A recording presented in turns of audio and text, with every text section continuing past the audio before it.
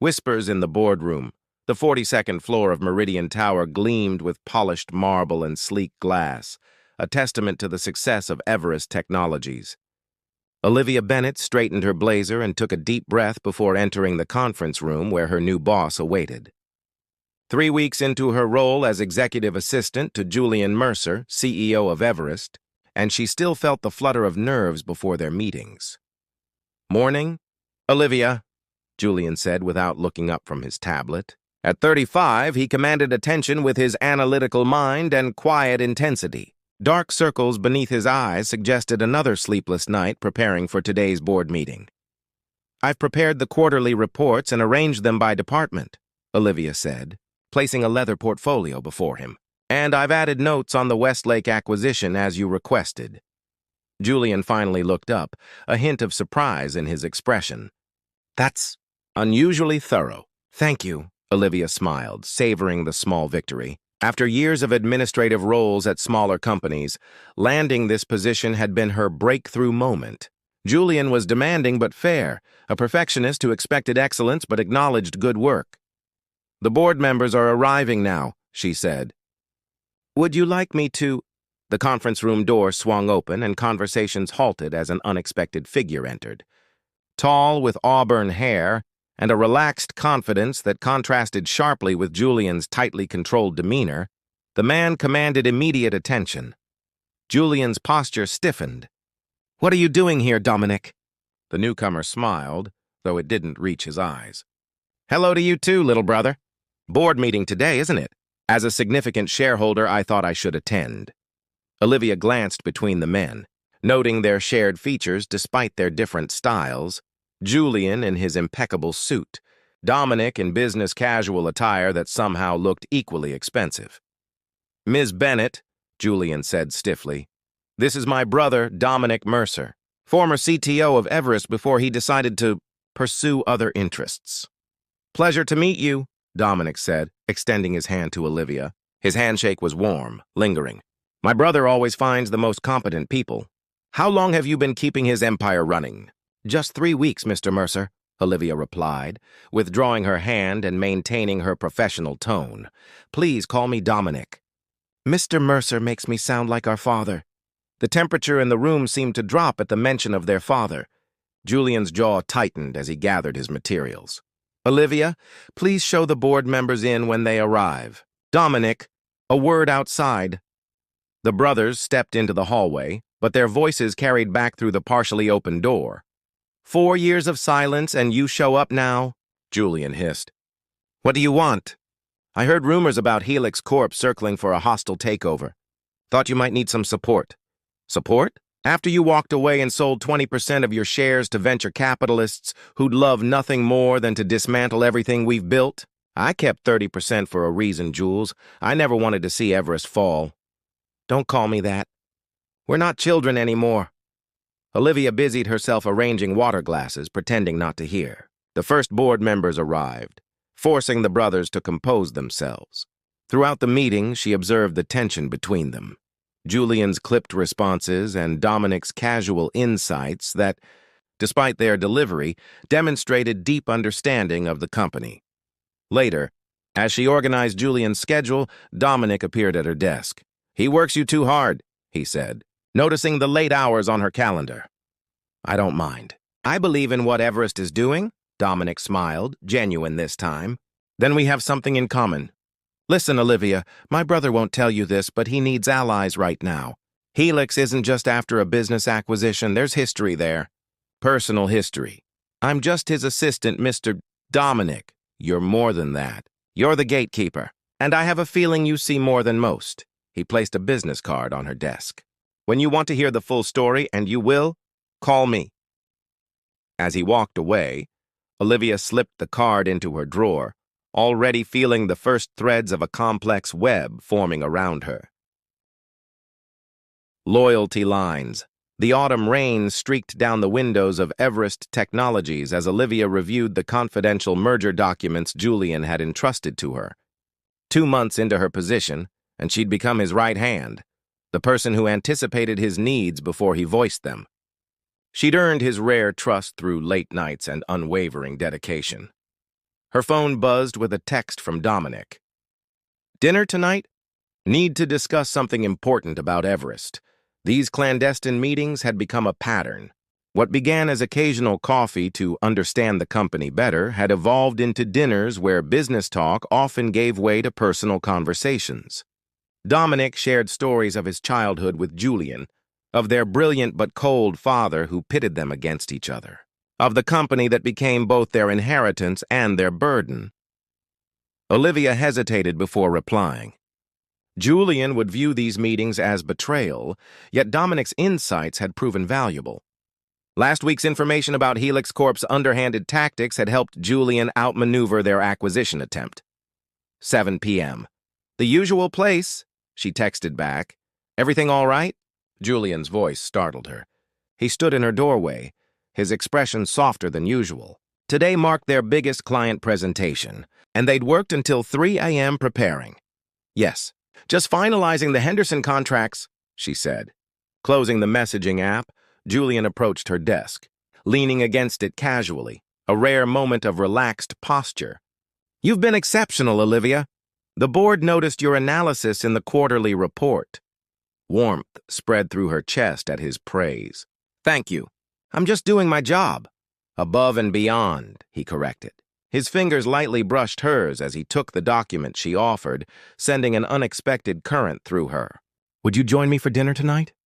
"To celebrate the Henderson deal?" Olivia froze, caught between commitments. "I have plans tonight." Something flickered in Julian's eyes. Disappointment, perhaps suspicion.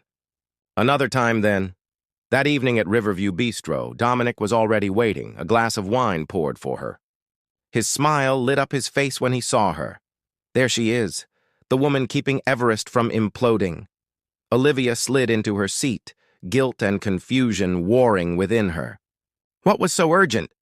Dominic's expression turned serious. Helix backed off too easily. "I've heard through my contacts that they're planning something bigger, a partnership with quantum systems." "Julian's biggest competitor," Olivia murmured. "If they combined forces, exactly. But there's more to this than business. The CEO of Quantum, Eleanor Freeman, she and Julian were engaged 5 years ago." Olivia nearly choked on her wine. "What? Julian was engaged?" "Before I left Everest. Their breakup coincided with my departure. Not coincidentally." Dominic studied her reaction. "You care about him, don't you?" "Beyond professional obligation." Heat rushed to Olivia's face. "He's my boss. And I'm just your boss's estranged brother, yet here we are, having our 7th dinner in 2 months. The truth hung between them, the growing complexity of her feelings for both men. Julian, with his hidden depths and rare moments of vulnerability. Dominic, with his warmth and the sadness behind his smiles when he spoke of his brother. "Why did you leave Everest?" she finally asked. Dominic swirled his wine, eyes distant. "The official story? Creative differences. The truth? I discovered our father had been developing surveillance technology for government applications that crossed ethical lines. Julian wanted to continue the contracts. They were worth billions. I couldn't stay and watch our work be misused." "Julian wouldn't pursue something unethical," Olivia defended automatically. "Wouldn't he? Have you seen the Prometheus project files?" She hadn't. They were kept in Julian's private server, access restricted to him alone. "Don't take my word for it," Dominic said gently. "Look for yourself." Later that night, alone in her apartment, Olivia stared at Julian's private server login page on her laptop. Using her emergency access credentials would be a breach of trust. Not looking could enable something dangerous. Her phone lit up with a text from Julian. "Need your insight on something. Can you come in early tomorrow?" Followed by another. "I trust your judgment, Olivia." She closed the laptop without logging in. Fractured reflections. The first snow of winter dusted Central Park as Olivia walked alongside Julian, both bundled against the December chill. Their Saturday morning meeting had evolved into an impromptu stroll when Julian suggested they think outside the office walls about the upcoming IPO strategy. 4 months at Everest had transformed Olivia's life. Her apartment now contained more takeout containers than groceries. Her dreams featured spreadsheets and market projections. and her heart had become hopelessly entangled with the Mercer brothers. "My father proposed to my mother in this park," Julian said unexpectedly, breaking their companionable silence. "Near the Bethesda fountain. It was the one romantic story he ever told us." Olivia glanced at him, surprised by this personal revelation. "You don't talk about your parents much." "Not much to say. My father was brilliant but cold. My mother was kind, but lived in his shadow." Julian's breath formed clouds in the frigid air. "They taught me different lessons about leadership." "And what did they teach Dominic?" Julian stopped walking, his eyes suddenly guarded. "You've been spending time with him." It wasn't a question. Olivia met his gaze steadily. "He's a major shareholder concerned about the company's direction. It seemed prudent to understand his perspective." "His perspective," Julian repeated with a bitter laugh. "Did his perspective include how he abandoned Everest when we needed him most? How he leaked confidential information to the press about projects he disagreed with, nearly tanking our stock? He mentioned ethical concerns about certain government contracts?" "Of course he did." Julian's jaw tightened. "Did he tell you that before he left, he was the one who designed the core algorithms for those same projects? That his moral awakening conveniently coincided with his opportunity to start his own company with our technology?" Olivia felt the ground shift beneath her. "He founded Lumina Tech using Everest's proprietary code?" "Not provably enough for a lawsuit, but yes." Julian resumed walking. "My brother has always excelled at presenting himself as the hero of every story." That evening, Olivia met Dominic at his loft apartment, a converted industrial space filled with plants and modern art. The Prometheus Project files she'd finally accessed had disturbed her deeply. AI-powered surveillance systems with disturbingly few safeguards. "You designed the original algorithm," she said without preamble, watching his expression carefully. Dominic stilled, then nodded slowly. "I did. It was meant for medical imaging, finding patterns in diagnostic scans that human eyes might miss. My father saw its potential for different applications. You could have fought harder to stop it. Instead, you left." "I tried fighting from within, Olivia. For a year." Pain flashed across his face. "Do you know what it's like to watch someone you love become someone you don't recognize? Julian and I were inseparable as children. We built Everest together from a dorm room startup. Then our father died. And Julian changed."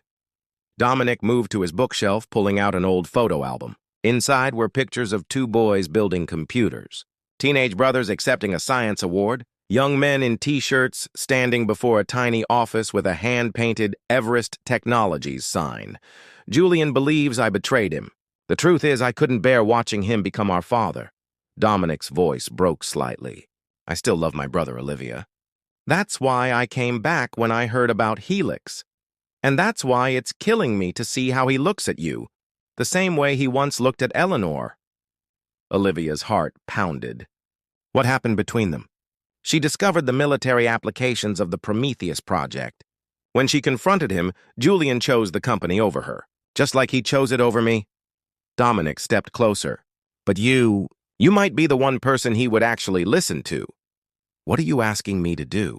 "Help me reach him before Everest's IPO launches technology that shouldn't exist." His hand gently touched her cheek. "And before you have to choose between your heart and your principles." Olivia stepped back, overwhelmed by the closeness, by the decision looming before her. "I need time to think." As she left his apartment, her phone buzzed with a message from Julian. "Found something concerning in the IPO documentation. Need your eyes on this. My place, 9 p.m.? Standing in the snowy street between Julian's penthouse and Dominic's loft, Olivia felt torn between two worlds, two truths, and two men who had both claimed pieces of her heart. Crossroads, the Everest Technologies IPO, was 1 week away when everything imploded. Olivia arrived at the office to find federal agents in the lobby, the elevators locked down, and whispers of data breach and security violation rippling through clusters of nervous employees. Her security badge still worked, allowing her to reach the executive floor where controlled chaos reigned. Julian stood in his office, suit jacket discarded, shirt sleeves rolled up as he directed the company's response team. Someone accessed the Prometheus files and sent them to the New York Times, he told her without preamble, his voice tight with controlled fury. The reporter is holding publication for 24 hours, giving us time to comment. Olivia's mouth went dry. She hadn't sent the files anywhere, but she had accessed them after her conversation with Dominic. Do they know who did it? The access logs were wiped, but IT traced the breach to an executive-level credential. His eyes bore into hers. Only 5 people have that level of access, including her. And Dominic, whose access Julian had never revoked despite their estrangement. You think Dominic did this, she said. Who else? He's been trying to sabotage the IPO for months. Julian ran a hand through his disheveled hair. What I can't figure out is how he got past our new security protocols. Guilt and suspicion warred within Olivia. Had Dominic somehow used her access? Had their meetings been strategic manipulation rather than genuine connection? I need to make some calls, she said, retreating to her office. She tried Dominic's number, straight to voicemail. His assistant at Lumina Tech claimed he was unavailable. By evening, with Julian locked in emergency board meetings, Olivia made a decision. The drive to Dominic's loft took 30 minutes through heavy rain. She found him packing a suitcase, his normally tidy apartment in disarray. Did you use me to get to the Prometheus files? She demanded. Dominic stopped, genuine shock on his face. What? No, what are you talking about? Someone leaked them to the Times. The FBI is at Everest right now. God, no. He sank onto his couch. I didn't do this, Olivia. But I know who might have. Who? Eleanor Freeman, Julian's ex. She's always had sources inside Everest, and she's been gunning for the Prometheus project since she discovered what it could do. Why are you packing? Dominic looked grim. Because Julian will assume exactly what you did, that I'm behind this. And this time, he won't just cut me out of the company. He'll destroy me! Rain pounded against the windows as Olivia faced her crossroads. Julian needed her at Everest, standing beside him during the crisis. Yet here was Dominic, seemingly innocent, preparing to run from his own brother's wrath.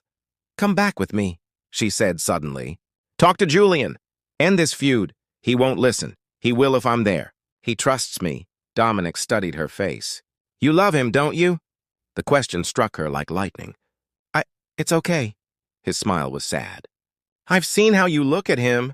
The same way I once looked at Eleanor. You and Eleanor? Another complicated chapter in the Mercer family saga. He zipped his suitcase. She was my research partner at university. I introduced her to Julian. The rest is painful history. Olivia's phone rang, Julian calling. I have to take this. Julian's voice was tight. Eleanor Freeman just called. She has the Prometheus files and claims she has proof I knowingly violated privacy laws. I'm with Dominic, Olivia said. He thinks Eleanor might be behind the leak. Silence stretched across the line. Bring him to my apartment. 1 hour. That night, in Julian's minimalist penthouse overlooking the city lights, 3 people bound by loyalty, betrayal, and unspoken feelings faced each other across an abyss of mistrust. Before we start pointing fingers, Olivia said, there's something you both need to know. I accessed the Prometheus files 3 weeks ago. Both brothers stared at her. I didn't leak them, she continued.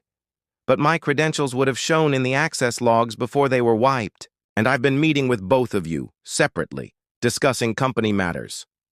The betrayal in Julian's eyes cut her deeply. Why? Because I care about Everest, and because I care about both of you. She took a deep breath. Now we need to focus on fixing this, together.